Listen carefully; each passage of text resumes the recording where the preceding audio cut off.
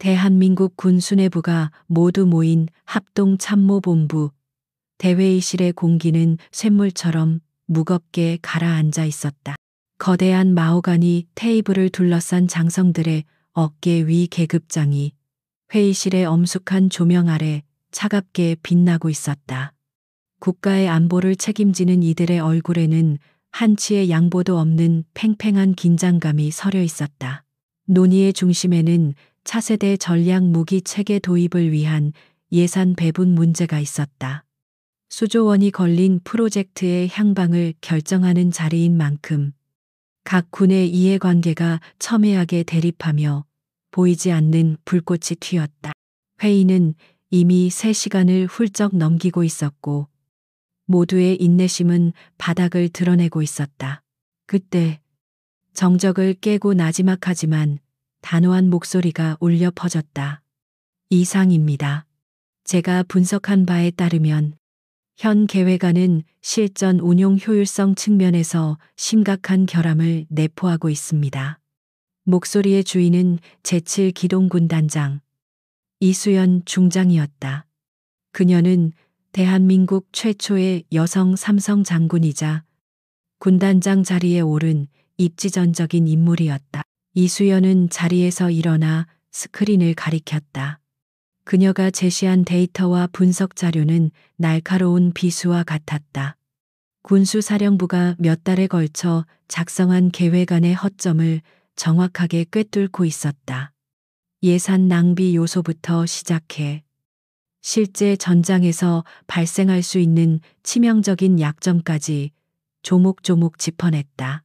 그녀의 설명은 군더더기 없이 간결했고 목소리에는 감정의 동요가 전혀 느껴지지 않았다. 마치 잘 벼린 칼날로 정밀하게 관역을 베어내는 듯한 발표였다. 회의실에 모인 다른 장성들은 그녀의 논리 정연한 분석에 조용히 고개를 끄덕이거나 감탄과 놀라움이 뒤섞인 표정으로 스크린을 응시했다. 하지만 단 한 사람, 박민규 군수사령관만은 예외였다. 그의 얼굴은 이수연의 발표가 계속될수록 시뻘겋게 달아오르고 있었다. 이수연과 사관학교 동기이자 30년 지기 라이벌인 그는 자신의 부서가 내놓은 계획이 여자 후배에게 산산조각 나는 꼴을 참을 수 없었다. 치밀어 오르는 분노와 모멸감에 그의 턱 근육이 꿈틀거렸다. 이수연이 대안까지 제시하며 발표를 마무리하자 박민규는 더 이상 참지 못하고 자리를 박차고 일어섰다. 그의 우렁찬 목소리가 회의실 전체를 뒤흔들었다. 이 중장, 지금 누구 앞에서 아는 척을 하는 겁니까? 현장도 모르는 사람이 책상 머리에 앉아 만든 그깟 보고서 하나로 뭘 안다고. 그의 외침은 논리적인 반박이 아닌 감정적인 폭발에 가까웠다. 회의의 격에 맞지 않는 노골적인 비난에 장내 분위기는 순식간에 싸늘하게 얼어붙었다.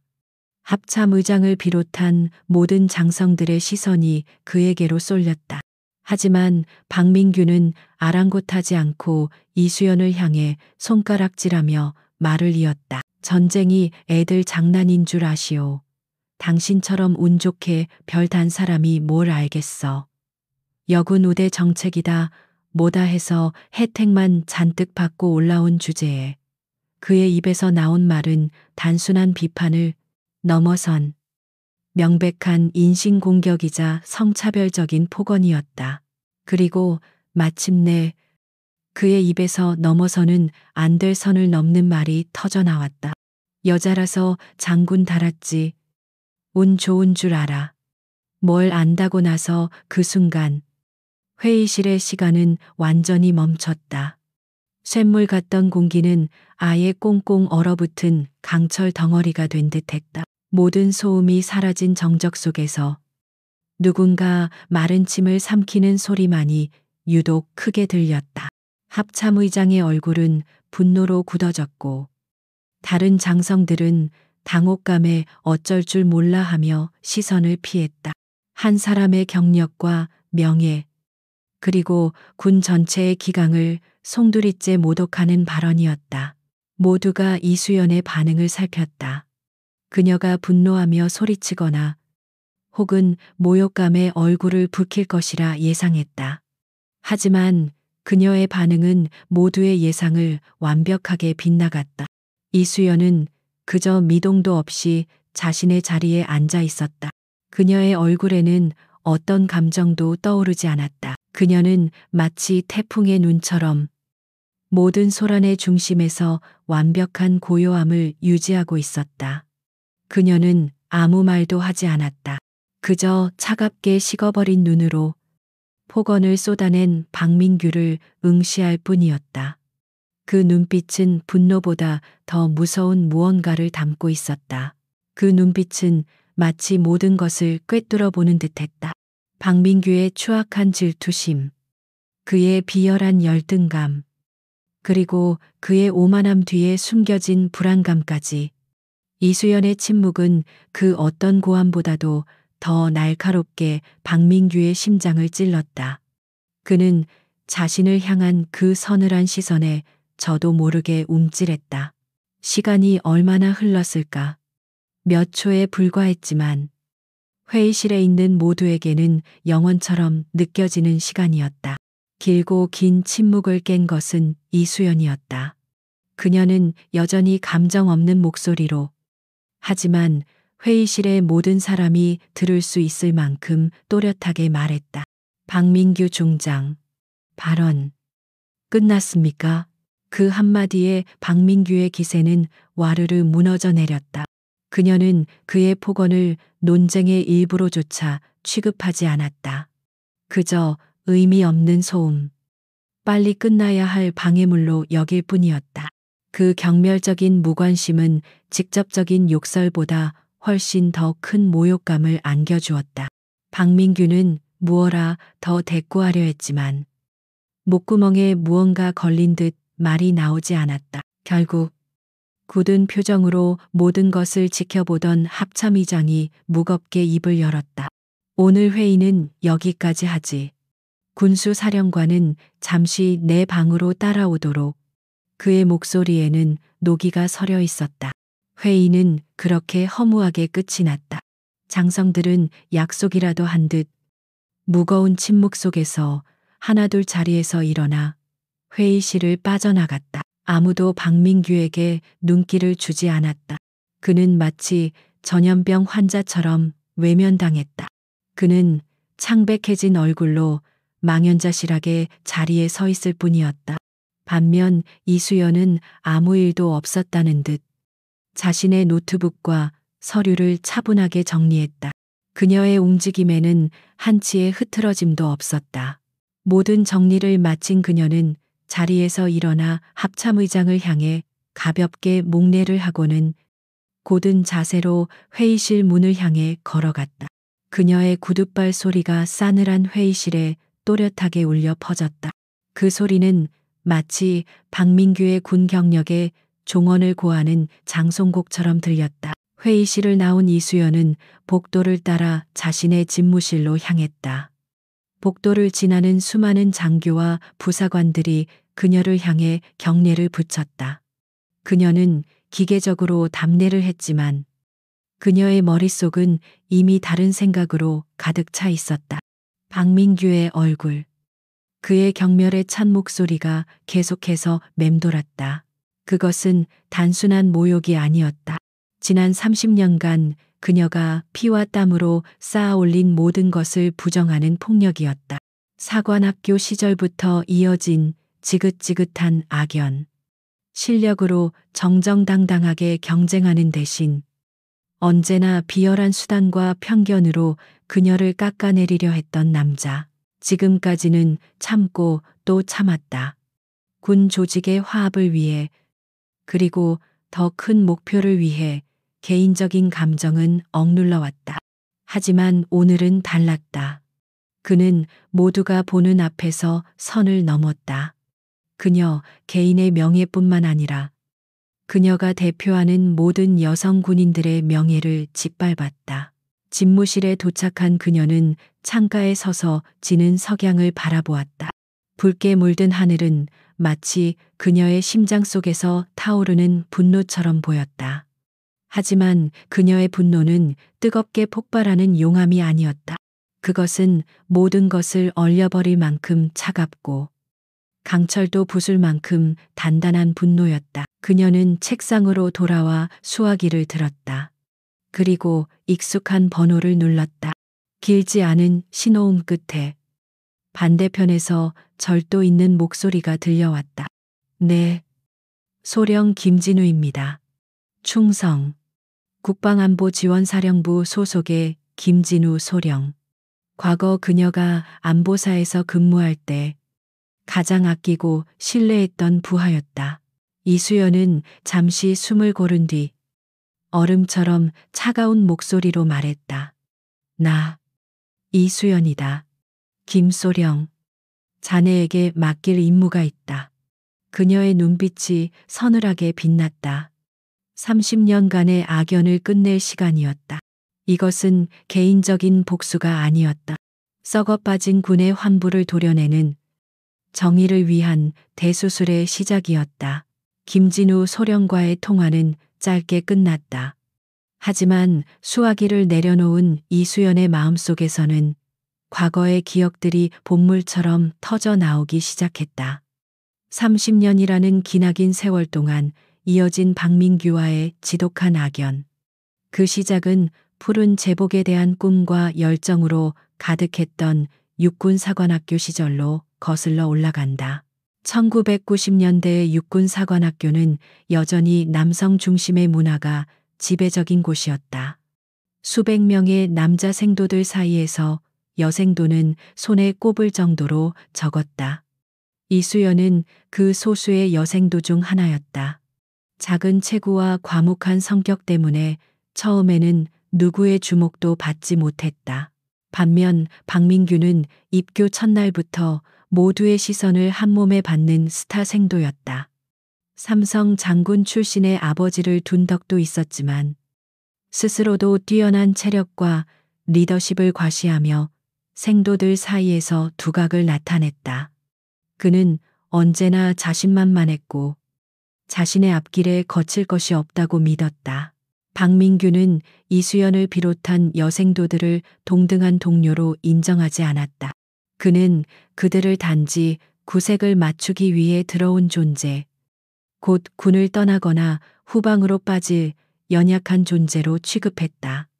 그의 눈빛과 말투에는 언제나 노골적인 무시와 선민의식이 배어 있었다. 첫 갈등은 생도 2학년 때의 혹독한 유격훈련에서 시작되었다. 마지막 관문은 20킬지 군장을 메고 지도와 나침반에만 의지해 야간의 40킬지 맴 산악 지형을 돌파하는 독도법 훈련이었다. 박민규가 이끄는 분대는 선두를 달렸지만 그는 승리에 눈이 멀어 규정을 어기고 샛길로 빠지는 위험한 선택을 했다. 반면 이수연이 속한 분대는 뒤처지고 있었다. 분대원 중 한 명이 발목을 접질려 낙오될 위기에 처했기 때문이다. 분대장이었던 생도는 포기하려 했지만 이수연은 그를 만류했다. 그녀는 부상당한 동기의 군장을 나눠맨 뒤 지도를 펼쳐 지형을 분석하기 시작했다. 그녀는 교범에 나온 원칙을 철저히 지키면서도 등고선을 일궈내 가장 효율적인 경로를 찾아냈다. 그녀의 침착하고 논리적인 판단력 덕분에 분대는 낙오자 없이 안전하게 이동할 수 있었다. 그리고 놀랍게도 결승점에 거의 다다랐을 때 샛길로 빠졌다가 길을 잃고 헤매는 박민규의 분대와 마주쳤다. 결과는 이수연 분대의 완벽한 승리였다. 훈육관들은 규정을 어긴 박민규를 심하게 질책했고 동료를 챙기면서도 뛰어난 독도법 능력을 보여준 이수연에게는 높은 점수를 주었다. 그날 이후 박민규는 이수연을 단순한 여생도가 아닌 자신의 자존심을 꺾은 경쟁자로 인식하기 시작했다. 그의 비뚤어진 경쟁심은 그때부터 시작되었다.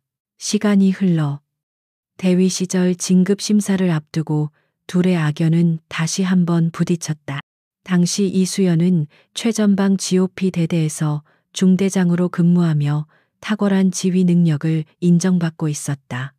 그녀가 이끄는 중대는 모든 훈련 평가에서 최우수 성적을 거두었고 부대원들의 신임도 두터웠다.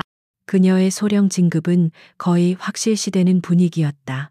박민규 역시 나쁘지 않은 경력을 쌓고 있었다. 하지만 그의 평가 기록에는 다소 독단적이며 부하들과의 융화에 문제 있음이라는 꼬리표가 종종 따라붙었다. 실적 면에서는 명백히 이수연이 앞서 있었다. 모두가 그녀의 진급을 의심하지 않았다. 하지만 결과는 모두의 예상을 뒤엎었다. 진급자 명단에 오른 것은 이수연이 아닌 박민규였다. 충격과 의문이 부대 전체에 퍼져나갔다. 얼마 지나지 않아 그 이유가 소문으로 돌기 시작했다. 박민규의 아버지가 국방부 고위 인사들에게 직접 전화를 걸어 압력을 행사했다는 것이었다. 그 소식을 들은 날, 이수연은 밤새 잠을 이루지 못했다. 억울하고 분했다. 자신의 노력이 보이지 않는 손에 의해 짓밟혔다는 사실에 절망감마저 들었다. 하지만 그녀는 무너지지 않았다. 다음 날 아침, 그녀는 그 누구보다도 일찍 일어나 군복을 단정히 차려입고 훈련장으로 향했다. 그녀는 깨달았다. 이 불공정한 시스템 안에서 살아남기 위해서는 그들이 감히 무시할 수 없을 만큼 압도적인 실력을 갖추는 수밖에 없다는 것을. 그날 이후 그녀는 더욱더 자신을 채찍질했다. 누구도 트집 잡을 수 없는 완벽한 군인이 되기 위해 모든 것을 바쳤다. 몇 년 후 합동 군사 훈련에서 그들의 길이 또다시 엇갈렸다. 특수부대 팀장으로 훈련에 참가한 이수연과 작전 장교로 참여한 박민규. 훈련은 가상의 적진에 침투하여 주요 시설을 파괴하는 임무였다. 박민규는 무리한 작전을 고집하다가 부대를 위험에 빠뜨렸다. 그의 부대는 적의 포위망에 갇혀 고립될 위기에 처했다. 통신이 두절되고 모두가 절망적인 상황에 빠졌을 때 불가능을 뚫고 그들을 구출해낸 것이 바로 이수연의 팀이었다. 그녀는 적의 허를 찌르는 대담한 우회 기동으로 포위망을 뚫고 박민규의 부대원들을 안전하게 퇴각시켰다. 이 사건으로 이수연의 명성은 군 전체에 알려졌고 그녀는 영웅으로 칭송받았다. 반면 박민규는 무능한 지휘관이라는 오명을 쓰게 되었다. 그는 자신을 구해준 이수연에게 고마워하기는커녕 오히려 그녀 때문에 자신의 명예가 실추되었다며 이를 갈았다. 그의 마음속에서 이수연에 대한 열등감과 증오는 병적으로 커져만 갔다. 그렇게 30년의 세월이 흘렀다. 수많은 경쟁과 갈등 속에서 이수연은 오직 실력 하나만으로 편견과 차별의 벽을 넘어 마침내 군단장의 자리에 올랐다.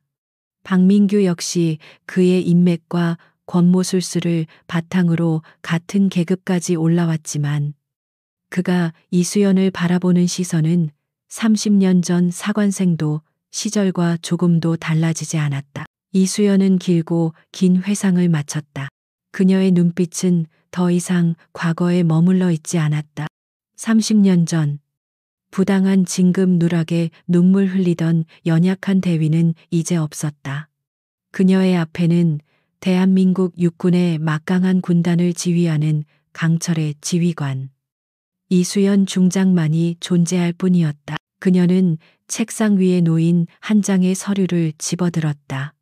그것은 20년 전 박민규가 군수사령부에서 대령으로 근무하던 시절의 기록이었다.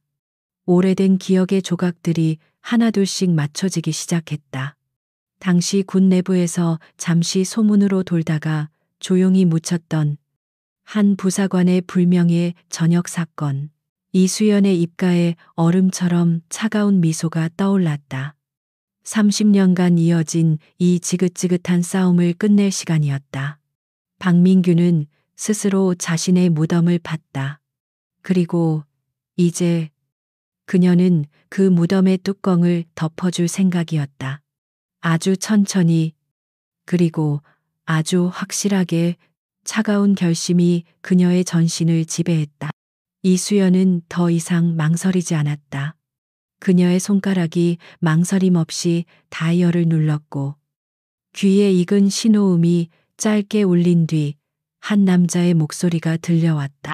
절도 있고 빈틈없는 날카로운 강철 같은 목소리였다. 네, 소령 김진우입니다. 충성. 나 이수연이다. 그녀의 목소리는 평소와 같이 차분했지만 그 안에는 평소와 다른 무게감이 실려 있었다. 수화기 너머의 김진우 소령은 순간 숨을 멈췄다. 그의 군 생활에 가장 큰 영향을 미친 인물. 한때는 직속 상관으로 이제는 하늘 같은 삼성 장군이 된 지휘관의 갑작스러운 연락이었다. 경기도 과천에 위치한 국군 방첩 사령부. 김진우 소령의 사무실은 화려함과는 거리가 멀었다. 오직 기능과 효율만을 위해 존재하는 공간. 책상 위에는 서류 더미와 여러 대의 모니터가 어지럽게 널려 있었고 벽에는 복잡한 관계도가 그려진 화이트보드가 걸려 있었다. 이곳이 바로 그의 전장이었다. 김진우는 육사 출신이 아니라는 이유로 군 초급 장교 시절 많은 차별과 견제를 받았다. 하지만 그의 비상한 두뇌와 한 번 물면 놓지 않는 집요함을 알아봐준 유일한 사람이 바로 당시 영관급 장교였던 이수연이었다. 그녀는 그의 배경이 아닌 능력만을 보고 그를 신임했고 중요한 임무를 맡기며 그의 날개를 달아주었다. 그에게 이수연은 단순한 상관이 아니었다. 자신의 가치를 알아봐준 은인이자 군인으로서 나아가야 할 길을 보여준 등대와 같은 존재였다. 그런 그녀의 연락이라니. 김진우는 등골을 타고 흐르는 긴장감에 자세를 바로잡았다. 이것은 결코 안부 전화가 아닐 터였다. 군단장님, 오랜만입니다. 무슨 일이십니까? 그의 목소리에 묻어나는 긴장감을 읽었는지 이수연은 본론으로 들어갔다. 김소령, 자네의 도움이 필요하다. 비공식적인 임무다. 자네 혼자서 극도의 보안을 유지하며 진행해야 한다. 말씀만 하십시오. 어떤 임무든 완수하겠습니다. 김진우의 대답에는 한치의 망설임도 없었다. 이수연은 잠시 말을 고르는 듯 침묵했다. 그리고 이어진 그녀의 말은 김진우의 온 신경을 곤두서게 만들었다. 군수사령관, 박민규 중장에 대해 조사해주게. 박민규 중장, 현역 삼성 장군이자 군내 실세 중 한 명. 김진우는 순간 자신의 귀를 의심했다.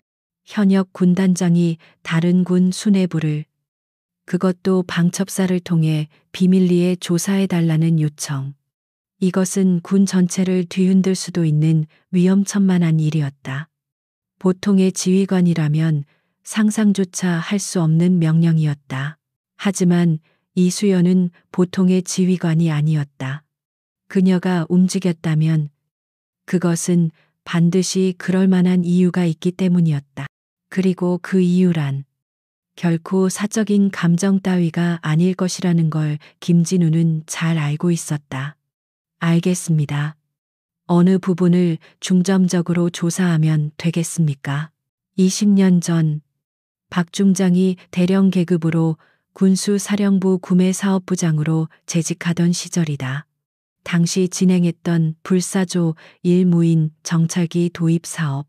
그 사업과 관련된 모든 것을 샅샅이 뒤져봐. 사소한 것 하나라도 놓치지 말고. 그녀의 지시는 구체적이고 명확했다. 김진우의 머릿속 컴퓨터가 빠르게 돌아가기 시작했다. 20년 전의 군수 비리. 만약 사실이라면 공소시효는 이미 지났을 가능성이 높았다. 하지만 형사 처벌이 불가능하다고 해서 군인으로서의 징계나 명예 실추까지 피할 수 있는 것은 아니었다. 이수연이 노리는 것은 바로 그것일 터였다. 보안이 생명이다. 자네의 조사는 그 누구도 알아서는 안 돼. 보고는 나에게만 직통으로 한다. 할 수 있겠나? 물론입니다. 군단장님, 제 그림자까지도 모르게 진행하겠습니다. 좋다. 그럼 시작하게. 통화는 그것으로 끝이었다. 김진우는 한동안 멍하니 수화기를 들고 서 있었다. 거대한 폭풍의 예감이 들었다. 그는 이내 정신을 차리고 자리로 돌아와 컴퓨터를 켰다. 그의 손가락이 키보드 위에서 춤을 추기 시작했다. 그의 첫 번째 목표는 공식적인 기록이 아니었다. 공식 기록을 열람하는 순간 박민규 중장의 귀에 들어갈 수도 있었다. 그는 군 내부 인트라넷의 가장 깊숙한 곳, 먼지 쌓인 디지털 서고로 향했다. 그는 불사조 1사업과 직접적으로 관련된 서류가 아닌 그 주변부의 기록부터 훑기 시작했다. 당시의 예산 심의 회의록, 부대 간의 협조 공문, 심지어는 장비 수송을 위한 차량 배차 기록까지. 그는 거대한 직소 퍼즐의 테두리부터 맞춰나가는 방식으로 접근했다. 몇 시간을 그렇게 보냈을까? 그의 눈이 한 파일에서 멈췄다. 그것은 불사조 1사업이 종료된 직후에 단행된 인사 이동 기록이었다. 그의 예리한 감각이 무언가 잘못되었음을 경고하고 있었다. 사업에 참여했던 핵심 기술 인력들, 특히 항공 장비와 통신 시스템을 담당했던 우수한 부사관 여러 명이 갑자기 한직으로 좌천되거나 심지어는 멀리 떨어진 격오지 부대로 전출된 기록이 발견되었다. 프로젝트를 성공적으로 이끈 공로를 인정받기는커녕 사실상의 징계성 인사가 이루어진 것이다. 김진우의 심장이 뛰기 시작했다. 이것은 명백히 비정상적인 흐름이었다. 무언가를 덮기 위한 입막음의 흔적일 가능성이 높았다. 그는 좌천된 인원들의 명단을 하나하나 훑어내려갔다. 그러다 그의 시선이 한 이름에 밝혔다. 서태석 상사. 그는 당시 최고의 항공 전자장비 전문가로 손꼽히던 인물이었다. 하지만 그의 이름 뒤에는 불명의 전역이라는 붉은 낙인이 찍혀 있었다. 전역 사유는 군사 기밀 유출 혐의. 하지만 기소되거나 재판을 받은 기록은 없었다. 혐의만 남긴 채 조용히 군복을 벗어야 했던 것이다. 김진우는 의자 깊숙이 등을 기댔다. 찾았다.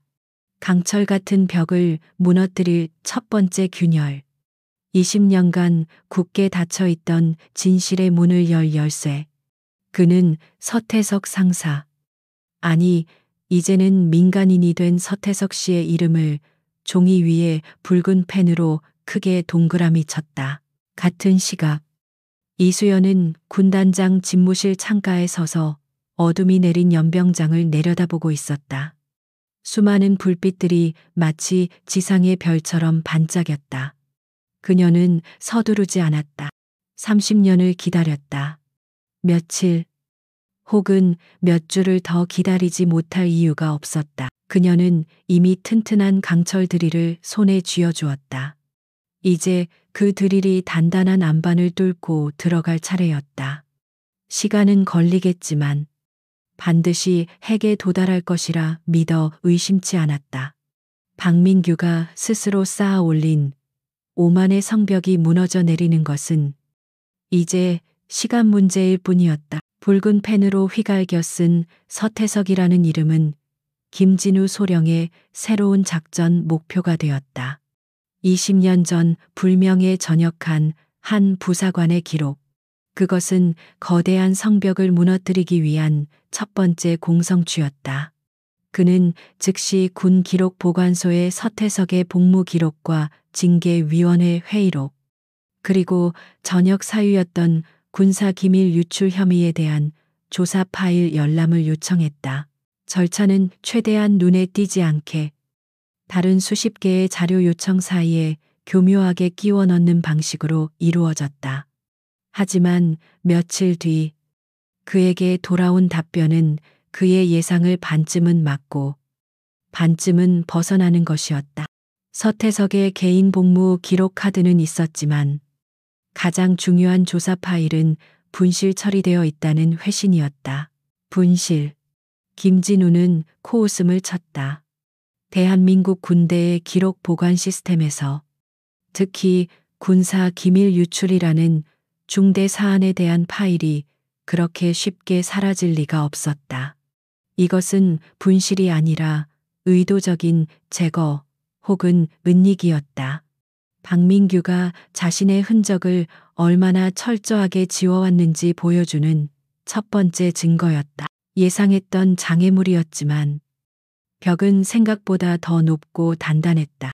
공식적인 기록만으로는 더 이상 나아갈 수 없다는 것이 명확해졌다. 김진우는 접근 방식을 바꾸기로 했다. 종이가 아닌 사람의 기억을 파고들어야 했다. 그는 불사조 1사업에 참여했던 인물들의 명단을 다시 한번 훑어보았다. 그는 현역 군인들을 먼저 접촉하는 것의 위험성을 잘 알고 있었다. 박민규의 귀에 들어갈 확률이 너무 높았다.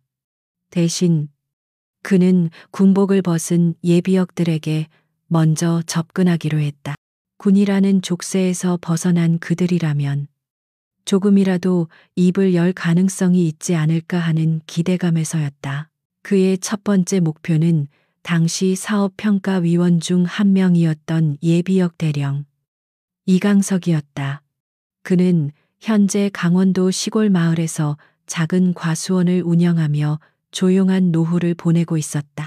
김진우는 초기 무인기 개발사에 대한 역사 자료 수집이라는 위장 명분을 내세워 그에게 접근했다. 처음에 이강석은 무척 호의적이었다. 그는 군 생활의 추억을 떠올리며 막걸리까지 내어주었다. 분위기가 무르익었다고 판단한 김진우는 조심스럽게 핵심 질문을 던졌다. 혹시 불사조 이 사업을 진행하실 때 서태석 상사라는 분을 기억하십니까? 당시 최고의 항공전자 전문가였다고 들었습니다만 그 이름이 나오는 순간 화기애애하던 분위기는 칼로 자른 듯 순식간에 사라졌다. 이강석의 얼굴에서 웃음기가 가시고 당혹과 경계심이 그 자리를 대신했다. 그는 술잔을 내려놓으며 김진우를 쏘아보았다. 그 사람 이름은 어떻게 알았소? 지금 그걸 왜 묻는 거지?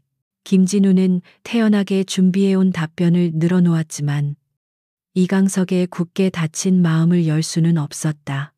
그는 하도 오래전 일이라 기억이 잘 나지 않는다는 말을 반복하며 대화를 서둘러 마무리했다. 김진우가 자리를 뜰 때 그는 마치 불청객을 쫓아내듯 쌀쌀맞게 그를 배웅했다. 그의 눈빛 깊은 곳에 숨겨진 명백한 두려움을 김진우는 놓치지 않았다. 첫 번째 시도는 실패로 돌아갔다. 하지만 김진우는 포기하지 않았다. 그는 명단에 있는 다른 예비역 장교 2명에게도 추가로 접촉을 시도했다. 결과는 마찬가지였다. 한 명은 서태석의 서자만 듣고도 전화를 끊어버렸고 다른 한 명은 자신을 괴롭히면 상부에 보고하겠다며 으름장을 놓았다. 그들은 마치 보이지 않는 거대한 힘에 의해 입이 봉해진 사람들 같았다. 20년이라는 세월도 희석시키지 못한 공포. 박민규라는 이름이 그들에게 얼마나 깊은 트라우마를 남겼는지 짐작할 수 있었다. 이것은 단순한 비리를 덮은 수준이 아니었다. 관련자들의 영혼까지 올가맨 거대한 족쇄였다.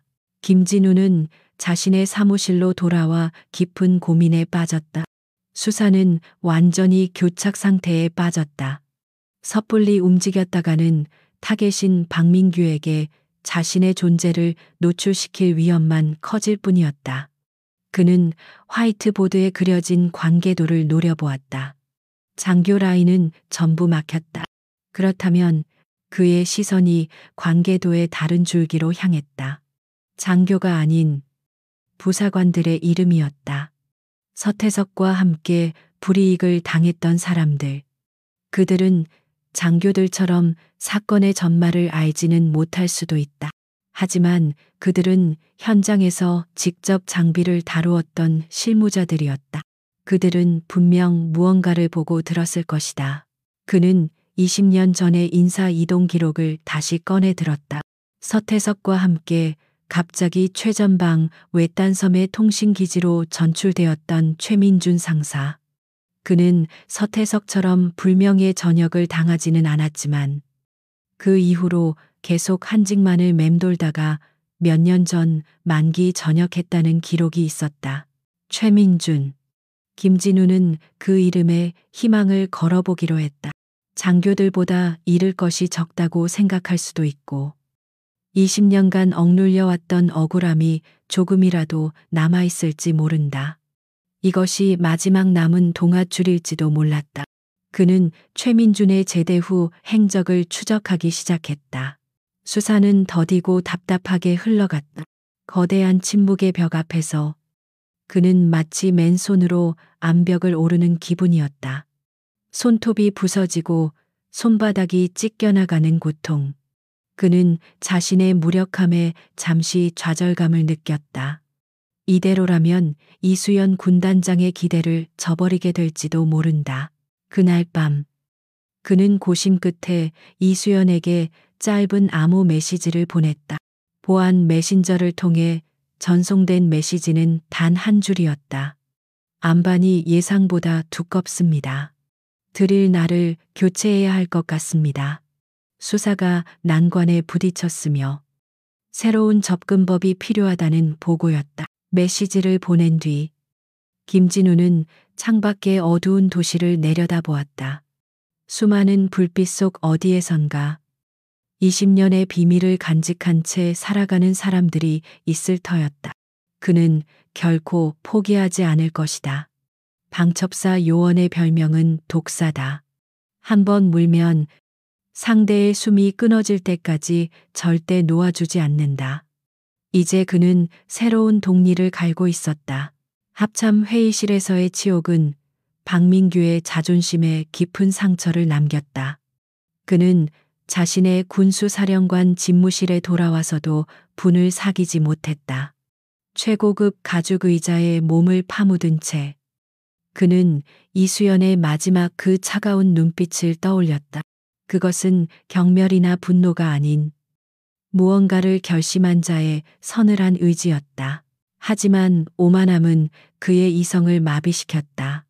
그는 이수연의 침묵을 위협이 아닌 여자 특유의 히스테리나 나약함의 표출이라고 멋대로 해석해버렸다. 감히 여자가 자신을 공개적으로 망신 주려 했다는 생각에 그는 분노를 넘어 살이마저 느꼈다. 그는 이 기회에 그녀를 철저히 밟아 다시는 기어오르지 못하게 만들어야겠다고 결심했다. 그는 이것을 정당한 반격이자 군의 기강을 바로 세우는 일이라고 합리화했다. 그는 즉시 자신의 인맥을 움직이기 시작했다. 그의 첫 번째 전화는 국회 국방위원회 소속의 한 여당 의원에게로 향했다. 그는 회의실에서의 소라는 쏙 빼놓은 채 교묘하게 말을 지어냈다. 의원님, 큰일입니다. 제7기동군단의 전투 준비 태세에 심각한 균열이 보이고 있습니다. 이수연 장군이 부임한 이후로 부대 분위기가 이상하게 흐르고 있다는 보고가 계속 들어오고 있습니다. 그는 마치 국가 안보를 걱정하는 충신인 양 목소리를 낮췄다. 그의 공작은 거기서 그치지 않았다. 그는 국방부 감사실과 합참의 주요 보직에 있는 자신의 후배 장교들에게 연락을 돌렸다. 그는 이수연이 과도한 정치적 야심을 품고 있으며 자신의 인기를 위해 부대를 무리하게 운영하고 있다는 식의 악성 루머를 퍼뜨리기 시작했다. 며칠 지나지 않아 보이지 않는 폭풍이 이수연의 7군단을 덮치기 시작했다. 처음에는 사소한 변화였다. 다른 부대라면 문제 삼지 않을 사소한 행정 절차에 대해 상부에서 계속해서 제동을 걸어왔다. 이유 없는 자료 제출 요구가 빗발쳤고 군단 예산 집행에 대한 현미경 같은 감사가 이어졌다. 군단 참모들은 혼란에 빠졌다. 그들은 이유를 알 수 없는 압박에 시달리며 밤낮 없이 일해야 했다. 부대 전체에 불필요한 긴장감이 감돌았고 병사들의 사기마저 조금씩 저하되기 시작했다. 이 모든 공격의 칼끝이 누구를 향하고 있는지 이수연은 너무나도 잘 알고 있었다. 그리고 마침내 박민규의 공격은 그 모습을 노골적으로 드러냈다. 어느 날 아침 이수연은 합참의장 명의로 된 공문 한 장을 받았다. 내용은 불시 전투준비 태세 검열을 실시한다는 것이었다. 군단 창설 이래 단 한 번도 없었던 최고 강도의 기습적인 종합 검열이었다. 소식이 전해지자 군단 지휘부는 발칵 뒤집혔다. 이것은 단순한 점검이 아니었다. 어떻게든 흠집을 찾아내려는 명백한 표적 감사였다. 하지만 이수연은 조금도 동요하지 않았다. 그녀는 즉시 주요 지휘관들을 소집했다. 불안과 분노가 뒤섞인 지휘관들 앞에서 그녀는 얼음처럼 차분한 목소리로 말했다. 모두 들었을 거다. 합참에서 우리 군단의 준비 태세를 확인하러 온다고 한다. 이것이 누구의 의도인지는 중요하지 않다. 중요한 것은 우리가 대한민국 최정예 기동군단이라는 사실이다. 그녀의 눈빛이 회의실에 앉은 모든 지휘관들을 차례로 훑었다. 우리는 항상 준비되어 있다. 언제, 어디서, 누가 검열을 오든 두려워할 것 없다. 이번 기회에 7군단이 왜 최강인지, 우리의 실력을 저들에게 똑똑히 보여주도록 모두 각자의 위치에서 맡은 바 임무를 완벽하게 수행하라. 이상. 그녀의 짧고 단호한 명령에 흔들리던 지휘관들의 눈빛이 다시 안정을 찾았다. 그날부터 7군단 전체가 하나의 거대한 기계처럼 움직이기 시작했다. 이수연은 밤낮을 가리지 않고 직접 모든 준비 과정을 지휘했다. 그녀는 전차의 엔진 소리 하나, 소총의 격발, 스프링 장력 하나까지 직접 점검했다. 그녀의 완벽주의는 부대원들을 극한으로 몰아붙였지만 누구 하나 불평하지 않았다. 그들은 지휘관의 굳은 의지를 믿고 따랐다. 마침내 며칠 뒤 합참 검열단이 들이닥쳤다. 그들은 마치 기다렸다는 듯이 상상할 수 있는 가장 혹독하고 까다로운 방식으로 군단을 평가하기 시작했다. 새벽 기습 출동 훈련부터 시작해 화생방 상황 부여, 야간 장비 가동률 점검, 심지어는 행정 서류의 오탈자까지 샅샅이 뒤졌다. 하지만 검열이 진행될수록 검열단의 표정은 당혹감으로 변해갔다. 그들이 어떤 허점을 찌르려 해도 7군단은 완벽하게 대응했다. 모든 장비는 최상의 상태를 유지하고 있었고 모든 병사들은 자신의 임무를 정확히 숙지하고 있었다. 행정 서류는 토시 하나 틀린 것이 없었다. 결국 사흘간의 혹독한 검열이 끝났을 때 검열단장은 이수연 앞에서 거수 경례를 하며 말했다. 군단장님, 놀랍습니다. 제가 본 부대 중에 가장 완벽한 준비 태세를 갖추고 있습니다. 보고서에 그대로 올리겠습니다. 충성. 박민규의 회심의 일격은 그렇게 허무하게 막혀버렸다. 오히려 이수연의 리더십과 7군단의 명성만 더 높여준 꼴이 되었다. 자신의 계획이 실패했다는 소식에 박민규는 이성을 잃었다. 그는 이제 더욱더 비열하고 교활한 방법을 사용하기로 했다. 그는 자신이 관리하던 언론계 인맥을 동원했다. 며칠 뒤 한 보수 성향의 신문에 익명의 군사 전문가 칼럼이 실렸다. 전투군단 지휘관으로서 여성 장군은 시기상조인가? 라는 자극적인 제목의 칼럼이었다. 내용은 이수연을 겨냥한 노골적인 비방으로 가득 차 있었다. 그녀의 리더십이 너무 감정적이라거나 체력적인 한계 때문에 부대를 제대로 지휘하지 못하고 있다는 식의 근거 없는 억측들이었다. 이 기사는 군 안팎으로 엄청난 파장을 일으켰다. 이수연은 국방부 대변인실로부터 쏟아지는 질문에 시달려야 했고, 심지어 여성 단체들까지 성명서를 발표하며 논쟁에 불이 붙었다. 박민규는 여론이라는 더러운 진흙탕 속으로 그녀를 끌어들여 익사시키려 하고 있었다. 그날 밤 이수연은 자신의 집무실에 홀로 앉아 그 악의적인 기사가 실린 신문을 내려다보고 있었다. 사방에서 불어오는 것엔 폭풍의 한가운데에 선 기분이었다. 숨이 막힐 듯한 압박감. 그때 그녀의 보안 메신저가 조용히 울렸다. 김진우 소령에게서 온 메시지였다. 메시지는 짧았다. 주소와 이름뿐이었다. 최민준, 인천 연안부두. 24시 횟집. 칠흑 같은 어둠 속에서 한 줄기 빛이 비친 것 같았다. 그녀를 향해 몰아치는 지상의 폭풍은 이제 아무런 의미가 없었다. 그녀가 지하에서부터 일으킬 거대한 지각 변동에 비하면 저것은 한낱 미풍에 불과했다. 인천 연안부두의 새벽은 비릿한 바다 냄새와 눅눅한 안개로 가득했다. 24시간 불을 밝히는 낡은 횟집 구석. 김진우 소령은 소주잔을 앞에 둔 채 조용히 상대를 기다리고 있었다.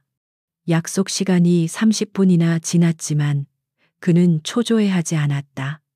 20년의 세월을 숨죽여 살아온 이에게 30분은 찰나에 불과할 터였다. 잠시 후 낡은 점퍼 차림의 한 사내가 가게 문을 열고 들어왔다. 거친 바닷바람에 그을린 얼굴, 투박하고 굵어진 손마디. 군복을 입었던 시절의 날렵함은 찾아볼 수 없었지만 경계심으로 가득한 눈빛만은 예전 그대로였다. 바로 김진우가 찾던 최민준. 전직 육군 상사였다. 최민준은 김진우의 맞은편에 털썩 주저앉으며 경계심을 풀지 않은 채 물었다. 누구여, 왜 나를 찾지? 그의 목소리는 쇠가 긁히는 것처럼 거칠었다. 김진우는 신분을 밝히는 대신 소주 한 잔을 따라 그의 앞에 밀어주었다. 그냥 옛날 이야기가 듣고 싶어서 찾아온 사람입니다. 대화는 팽팽한 탐색전으로 시작되었다. 최민주는 철저하게 입을 닫았다. 그는 20년 전의 일에 대해서는 아무것도 기억나지 않는다고 딱 잘라 말했다. 그는 김진우를 박민규가 보낸 사람일지도 모른다고 의심하고 있었다. 20년 만에 자신을 찾아온 군 관련 인물. 좋은 일일 리가 없었다. 김진우는 그를 다그치지 않았다. 그는 그저 묵묵히 함께 술잔을 비우며 군 생활의 고충과 전역 후의 삶에 대해 두서없이 이야기를 늘어놓았다. 그는 장교의 입장이 아닌 같은 군인이었던 동료의 입장에서 최민준의 얼어붙은 마음에 다가가려 애썼다. 몇 순배의 술이 더 돌고 어색한 침묵이 흐르던 그때 김진우가 마침내 비장의 카드를 꺼내 들었다. 그는 목소리를 낮추고 오직 최민준에게만 들릴 만큼 작게 속삭였다. 저를 보낸 분은 제7기동군 단장 이수연 장군님이십니다. 이수연이라는 이름이 나오는 순간 최민준의 동공이 미세하게 흔들렸다. 그의 기억 속 20년 전의 이수연은 깐깐하지만 부사관들을 인격적으로 대우해 주었던 몇 안 되는 장교 중 하나였다. 회의적인 눈빛으로 김진우를 바라보던 그의 표정에 아주 작은 균열이 생기기 시작했다. 김진우는 그 틈을 놓치지 않고 쐐기를 박았다. 박민규 중장이 지금 이수연 군단장님을 공격하고 있습니다. 언론까지 동원해서 동곤해서 그분을 군에서 매장시키려 하고 있습니다.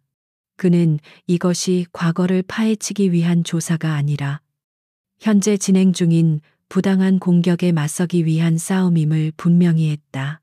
군단장님은 혼자서 거대한 세력과 싸우고 계십니다. 그리고 그 싸움을 끝내기 위해 20년 전의 진실을 알고 있는 최 상사님의 도움이 필요합니다. 그의 진심 어린 호소에 최민준의 단단했던 방어벽이 마침내 무너지기 시작했다. 그는 떨리는 손으로 소주잔을 단숨에 비웠다.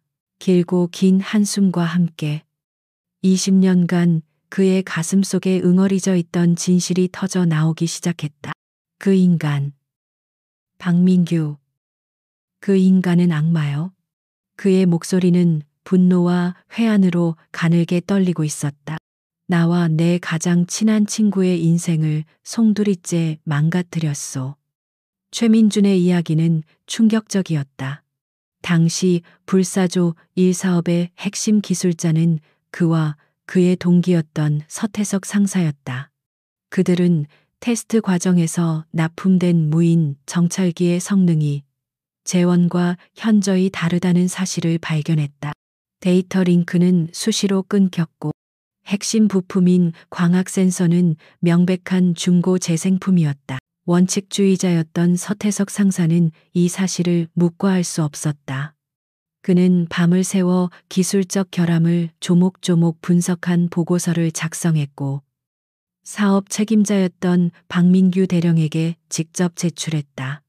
그것이 모든 비극의 시작이었다. 보고서가 제출된 지 일주일 뒤 서태석은 국군 기무사 현 방첩사 요원들에게 끌려갔다. 그의 죄목은 군사 기밀을 외부 업체에 팔아넘기려 했다는 것이었다. 완벽하게 조작된 함정이었다. 진실을 말하려 했던 그는 오히려 배신자라는 누명을 쓰고 군복을 벗어야만 했다. 진실을 알고 있던 최민준을 비롯한 다른 부사관들에게는 박민규의 섯을 펄언 협박이 이어졌다. 입을 여는 순간 서태석처럼, 아니 그보다 더 비참하게 만들어주겠다는 협박이었다. 결국 그들은 침묵을 선택할 수밖에 없었다. 최민준은 그 대가로 외딴 섬에서 5년간의 유배 생활을 해야 했고 그의 군 생활은 그걸로 끝이었다. 이야기를 마친 최민준은 눈물을 글썽였다. 20년의 세월도 그의 억울함을 씻어주지 못했다. 김진우는 그의 어깨를 조용히 다독였다. 그럼 증거는 없으시겠군요. 그의 말에 최민준은 고개를 저었다. 나는 없소. 무서워서 다 버렸지. 하지만 태석이는 다를 거요. 그의 눈빛이 번뜩였다. 서태석, 그 친구. 천재였지만 의심도 많았소. 늘 자기 자신 외에는 아무도 믿지 않았지. 언젠가 나한테 이런 말을 했소. 만약 놈들이 나를 건드리면 나 혼자 죽지는 않을 거다. 라고. 그 친구라면 분명 모든 증거의 사본을 어딘가에 보관하고 있을 거요. 마침내 김진우가 찾던 마지막 조각이 드러났다. 서태석. 그가 바로 20년의 비밀을 풀 수 있는 잊혔던 열쇠였다. 그분은 지금 어디에 계십니까? 김진우의 질문에 최민준은 작은 목소리로 그의 행방을 알려주었다. 불명예 저녁 후 그는 세상과 담을 쌓고 서울 청계천의 낡은 전자상가 구석에서 고장난 기계를 고치며 유령처럼 살아가고 있다고 했다. 횟집을 나올 때 동쪽 하늘이 희미하게 밝아오고 있었다. 비릿하던 바다, 공기가 상쾌하게 느껴졌다. 굳게 닫혀있던 침묵의 벽에 마침내 균열이 생겼다. 이제 그는 성문을 열 수 있는 열쇠의 위치를 알아냈다. 차에 올라탄 김진우는 즉시 이수연에게 암호 메시지를 보냈다. 잊혔던 열쇠를 찾았습니다. 이제 자물쇠를 열 차례입니다. 그의 심장이 뜨겁게 뛰고 있었다. 수사의 가장 결정적인 단계. 진실을 품고 숨어버린 남자를 마주할 시간이 다가오고 있었다. 서울의 심장부. 청계천 전자상가는 마치 거대한 미로와 같았다. 낡은 건물들 사이로 좁은 골목이 실핏줄처럼 얽혀 있었고 공기 중에는 먼지와 납땜 냄새가 뒤섞여 있었다. 세상의 모든 전자부품이 이곳에 모여 새로운 생명을 얻거나 영원한 죽음을 맞이했다. 김진우 소령은 이곳이야말로 세상으로부터 자신을 숨기기에 완벽한 장소라고 생각했다. 그는 낡은 점퍼의 옷깃을 여미고 최민준이 알려준 주소를 찾아 미로 속으로 들어갔다. 한참을 헤맨 끝에 그는 상가 가장 구석진 곳에 자리한 작은 가게를 발견했다. 낡은 회로 기판과 폐기된 전자제품들이 산더미처럼 쌓여 있었고 그 너머로 서신의 술이라는 빛바랜 간판이 겨우 보였다. 가게 안쪽 작업용 조명 아래 한 남자가 등을 보인 채 앉아 있었다. 깡마른 체구에 길게 자란 머리카락. 그는 신경질적인 손놀림으로 복잡한 회로를 들여다보고 있었다. 20년의 세월은 한때 군 최고의 전자 전문가였던 남자를 세상에 잊힌 유령으로 만들어 놓았다. 김진우는 조용히 가게 안으로 들어섰다. 기척을 느낀 남자가 고개를 돌렸다. 서태석. 그의 눈은 오랫동안 햇빛을 보지 못한 사람처럼 흐릿했지만 낯선 사람을 향한 경계심으로 날카롭게 빛났다. 뭘 고치러 오셨소? 맡길 거면 저기 두고 가시오. 그의 목소리는 사람과 대화하는 법을 잊어버린 듯 건조했다. 김진우는 곧바로 본론으로 들어가지 않았다. 그는 고장난 라디오 하나를 건네며 말을 걸었다. 하지만 서태석의 경계심은 더욱 강해질 뿐이었다. 그가 군과 관련된 단어를 꺼내는 순간 서태석의 표정이 뱀처럼 차갑게 변했다. 나가시오. 나는 군인 같은 거 모르오. 당장 나가지 않으면 경찰을 부르겠소. 그의 반응은 최민준보다 훨씬 더 격렬하고 적대적이었다.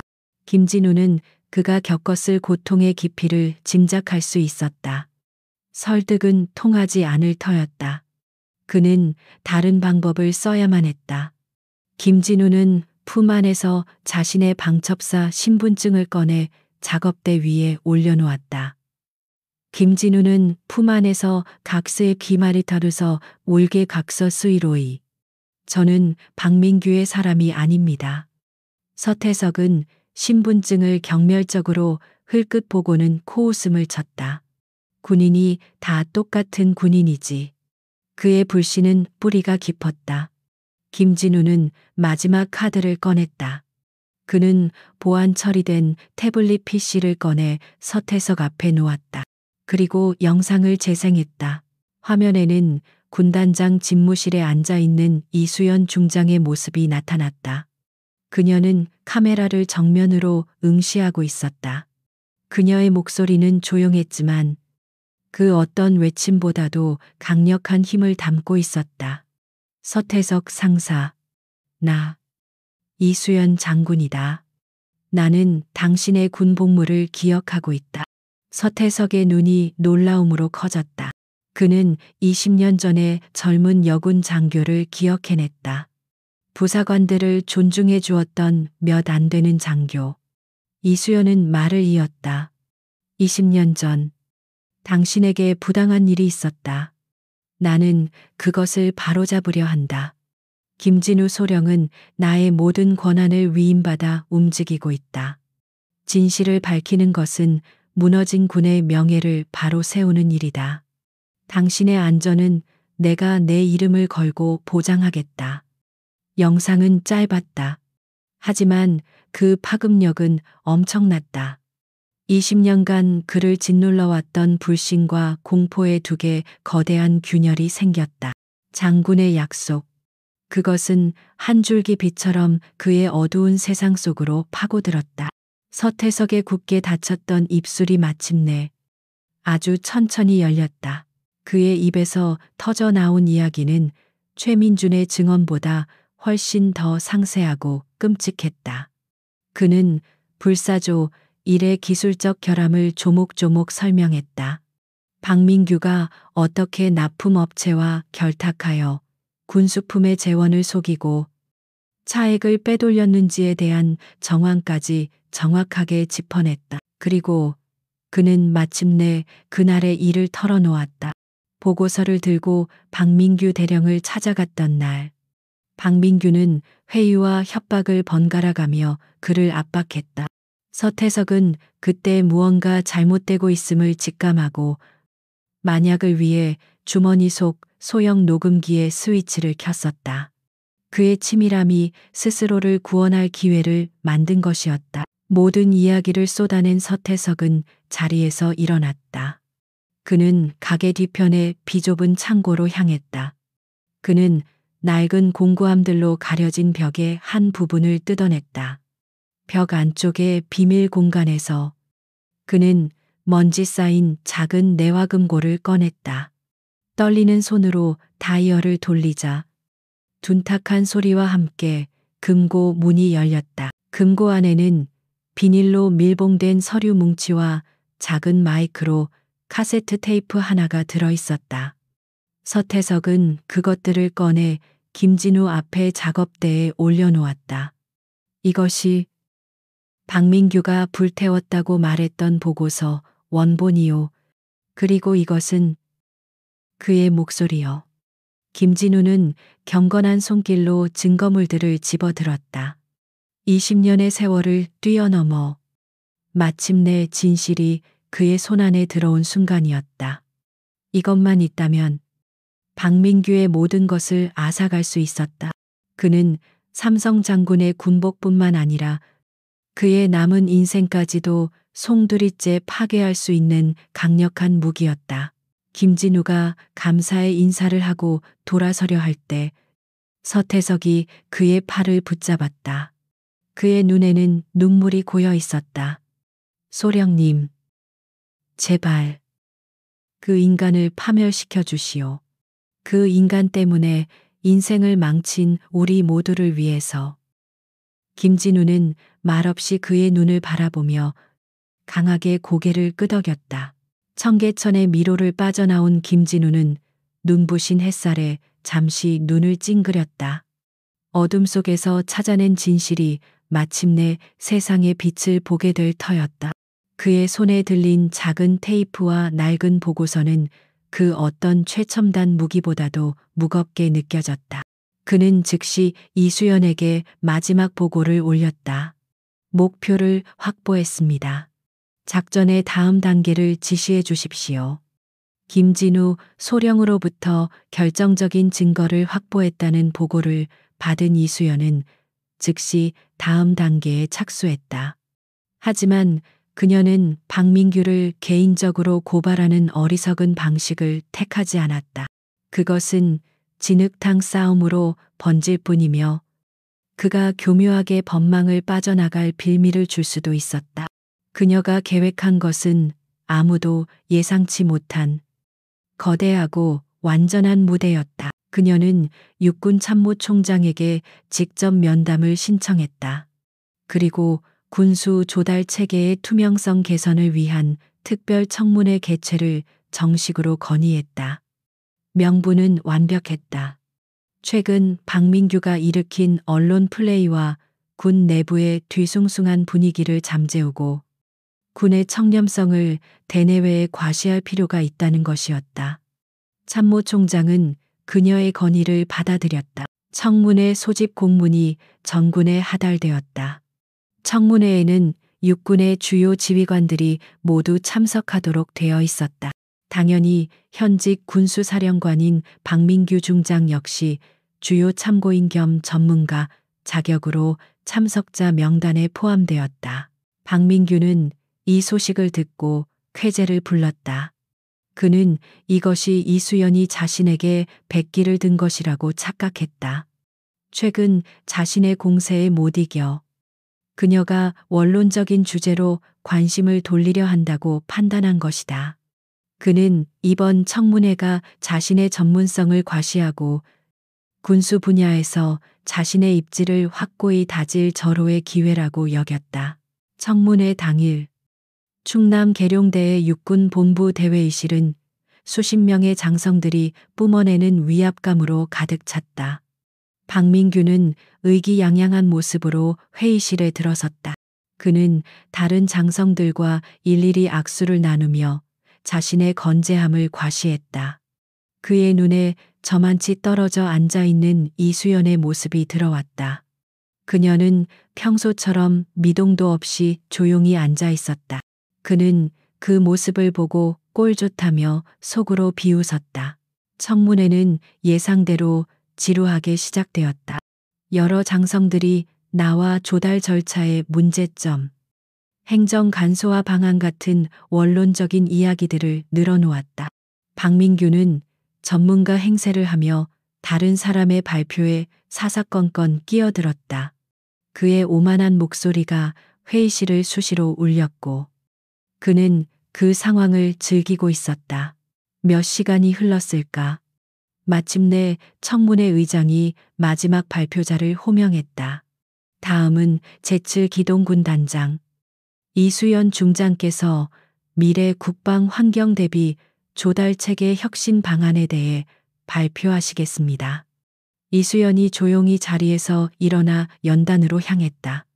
박민규는 팔짱을 낀 채 그녀가 또 무슨 뻔한 소리를 할지 지켜보자는 듯 거만한 표정을 지었다. 이수연은 준비된 원고를 보는 대신 회의실에 모인 모든 장성들의 눈을 하나하나 마주쳤다. 그리고 그녀의 맑고 차가운 목소리가 침묵을 갈랐다. 미래를 논하기에 앞서 우리는 과거의 과오를 먼저 직시해야 합니다. 그 한마디에 회의실의 분위기가 순식간에 바뀌었다. 저는 오늘 미래가 아닌 과거의 한 사례를 통해 우리가 무엇을 배워야 할지 말씀드리고자 합니다. 그녀의 말과 동시에 그녀 뒤편의 거대한 스크린에 낡은 보고서 한 장이 나타났다. 불사조 1 무인 정찰기 기술 결함 및 납품 비리 의혹에 대한 보고. 그리고 그 아래에는 작성자의 이름이 선명하게 박혀 있었다. 상사 서태석. 박민규의 얼굴이 하얗게 굳어졌다. 그는 자리에서 벌떡 일어날 뻔했다. 이수연은 아랑곳하지 않고 보고서의 내용을 차분히 읽어 내려갔다. 조작된 부품 재원, 부풀려진 예산, 그리고 시험평가 데이터 조작까지 20년 전의 비리가 적나라하게 폭로되기 시작했다. 이수연의 발표가 계속되자 박민규는 더 이상 참지 못하고 고함을 질렀다. 지금 뭐 하는 짓이야? 저건 전부 조작이야. 저 여자가 나를 모함하기 위해 위조한 문서라고 당장 중단시켜.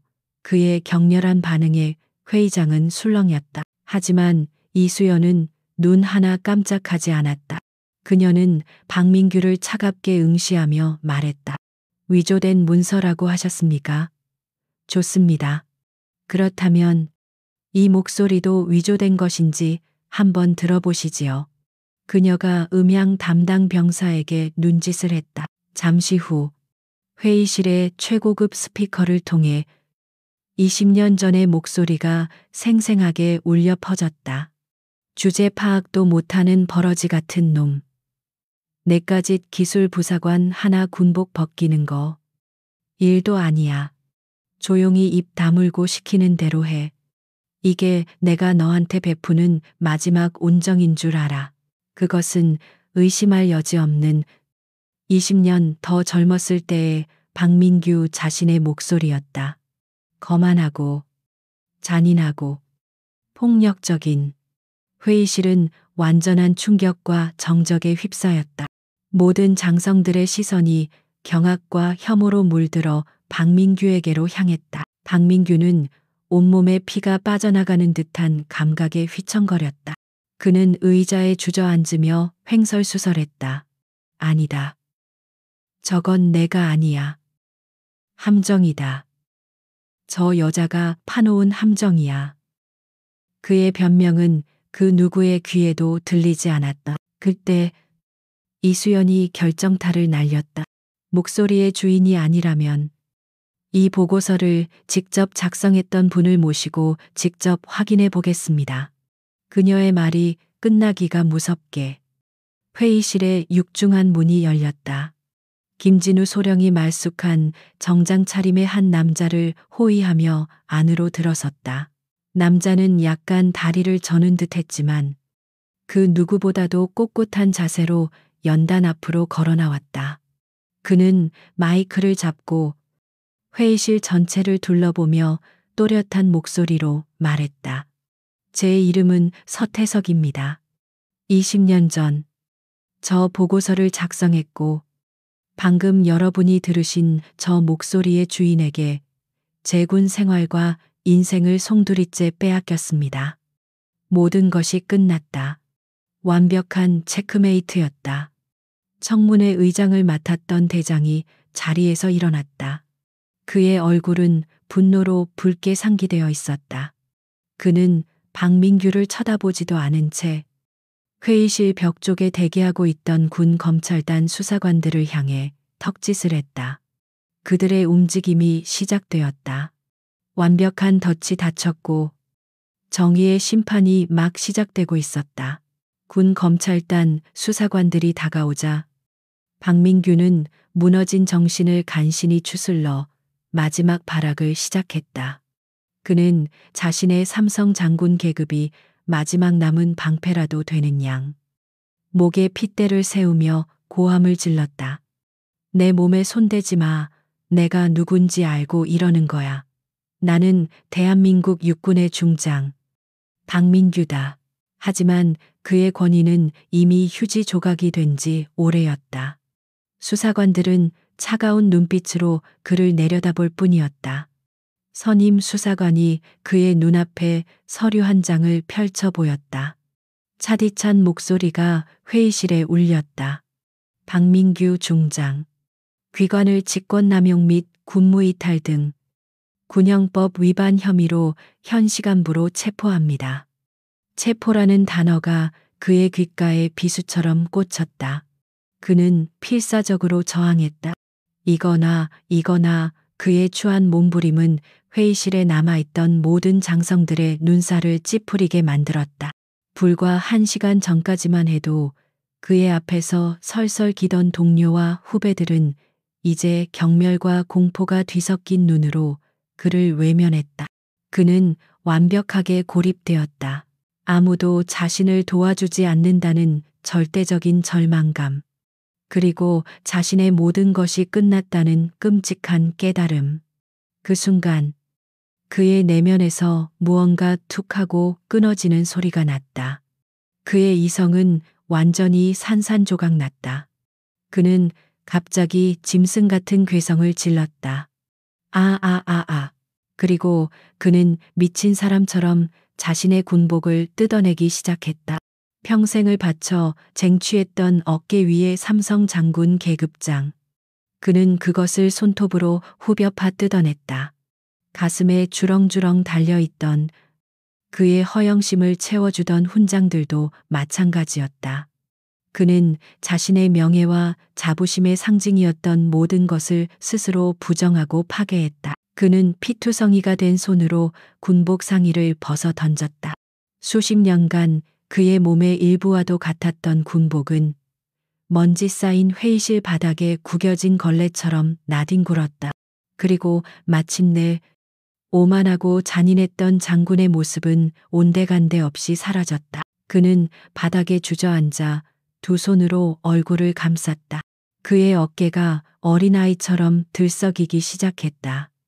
회의실의 무거운 침묵을 깨고 그의 처절한 울음소리가 울려 퍼졌다.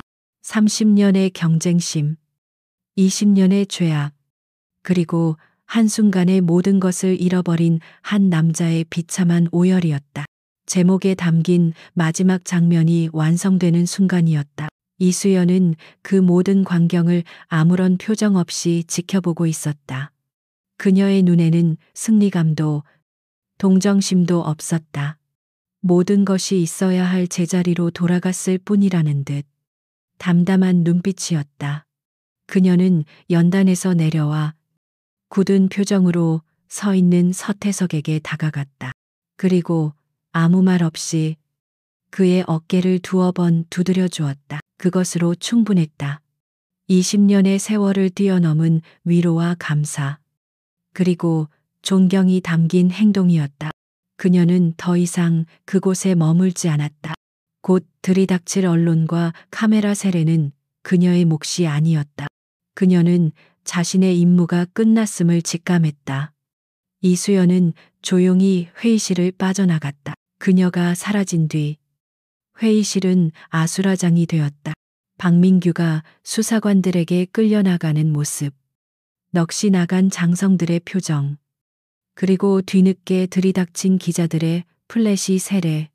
그날 오후 대한민국은 발칵 뒤집혔다. 현역 삼성 장군 20년 전 비리 혐의로 청문회 현장에서 전격 체포. 이 소식은 군 전체에 거대한 핵폭탄급 충격을 안겨주었다. 젊은 장교들은 술자리에서 몰래 환호성을 질렀다. 썩어빠진 구시대의 상징이 무너진 것을 군 개혁의 신호탄으로 받아들였다. 사병들은 생활관에 모여 앉아 스마트폰으로 연신 관련 뉴스를 검색하며 드라마보다 더 드라마 같은 현실에 흥분을 감추지 못했다. 박민규가 동원했던 모든 것들이 부메랑이 되어 돌아왔다.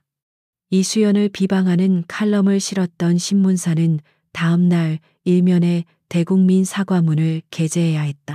박민규의 청탁을 받고 이수연을 압박했던 국방위원은 검찰의 수사선상에 올랐다. 그의 주변에 거미줄처럼 얽혀있던 부패한 인맥들은 썰물처럼 빠져나가거나 혹은 다음 차례가 될까 두려워 숨죽였다. 반면 이수연의 위상은 하늘을 찔렀다. 언론은 그녀를 정의를 구현한 강철의 여장군, 군 내부를 정화한 침묵의 개혁가로 칭송했다.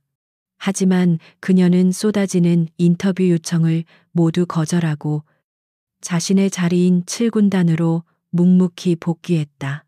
그녀의 침묵은 그 어떤 화려한 연설보다도 더 큰 신뢰를 주었다. 며칠 뒤 서울의 한 허름한 포장마차에서 2명의 중년 남자가 술잔을 기울이고 있었다. 서태석과 최민준이었다. 그들의 얼굴에는 더 이상 20년간 드리워져 있던 어두운 그늘이 보이지 않았다. 최민준이 먼저 술잔을 높이 들었다. 이수연 장군님을 위하여. 서태석이 잔을 부딪히며 나지막이 화답했다. 정의를 위하여.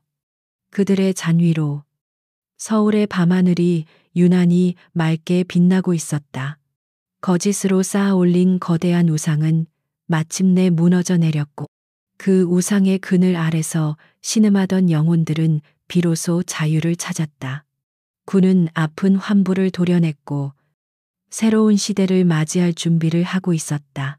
박민규 중장의 몰락은 군 전체를 뒤흔든 거대한 지진과도 같았다. 그 사건은 박민규 게이트로 명명되었고 군 창설 이래 최대의 군수비리 스캔들로 기록되었다. 그는 법의 심판을 받아 모든 계급과 훈장을 박탈당한 채 불명예 제대 후 긴 징역형을 선고받았다. 역사는 그를 가장 추악한 군인 중 한 명으로 기억하게 될 터였다. 하지만 지진이 휩쓸고 간 자리에는 새로운 땅이 솟아나는 법이다.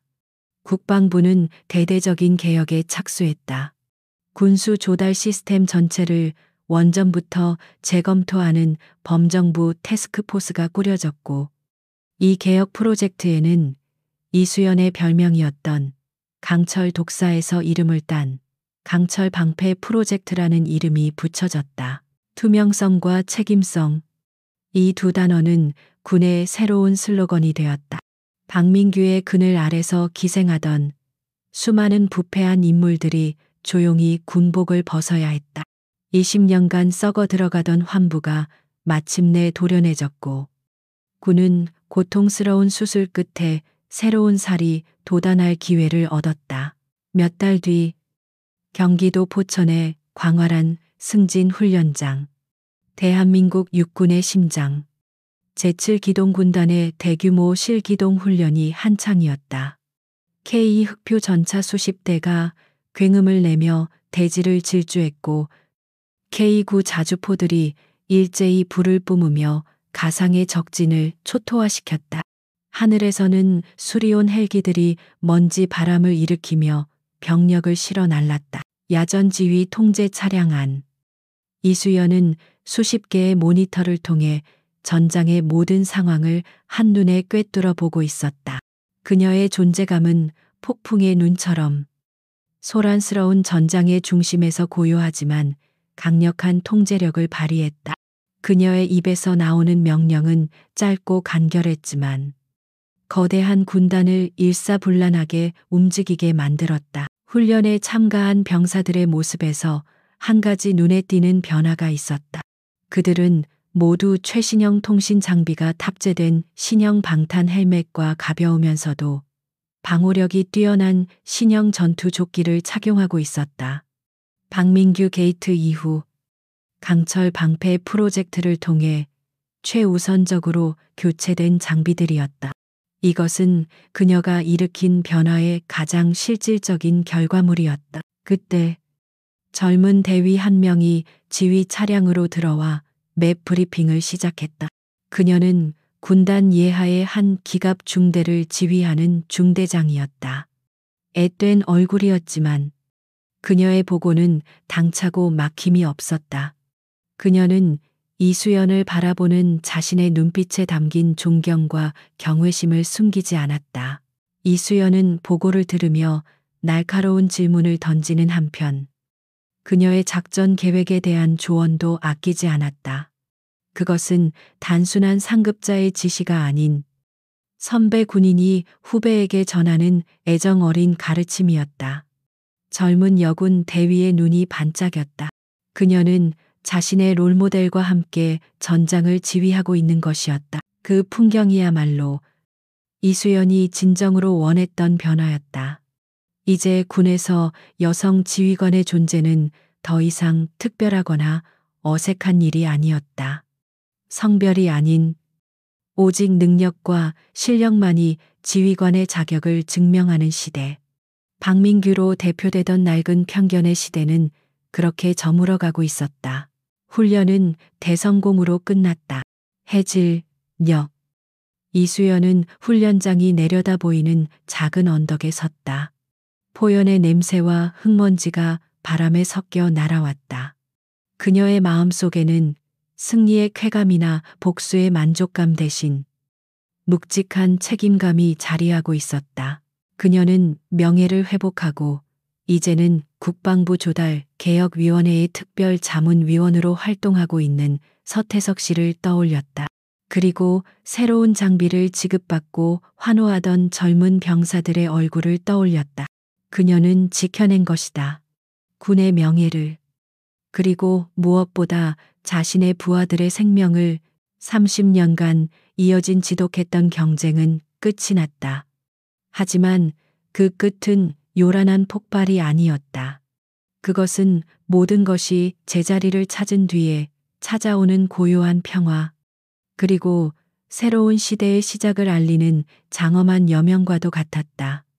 진정한 군인의 힘은 목소리의 크기나 화려한 인맥, 혹은 성별에서 나오는 것이 아니었다. 그것은 오직 조국과 부하들을 향한 변치 않는 충성심과 강철 같은 책임감에서 나온다는 것을 그녀는 자신의 삶으로 증명해냈다. 오늘 이야기가 사이다처럼 시원하셨습니까? 외모나 성별, 나이와 같은 겉모습만으로 다른 사람을 함부로 판단하는 것이 얼마나 어리석고 위험한 일인지 다시 한번 생각하게 되는 시간이었습니다. 보이지 않는 곳에서 묵묵히 자신의 자리를 지키며 세상을 움직이는 진정한 영웅들에게 박수를 보냅니다. 오늘 이야기가 마음에 드셨다면 좋아요와 구독 버튼 잊지 마시고 알림 설정까지 부탁드립니다. 여러분의 클릭 한 번이 저희에게는 큰 힘이 됩니다. 다음에도 여러분의 답답한 속을 뻥 뚫어드릴 더욱 통쾌하고 시원한 사이다 이야기로 찾아뵙겠습니다. 감사합니다.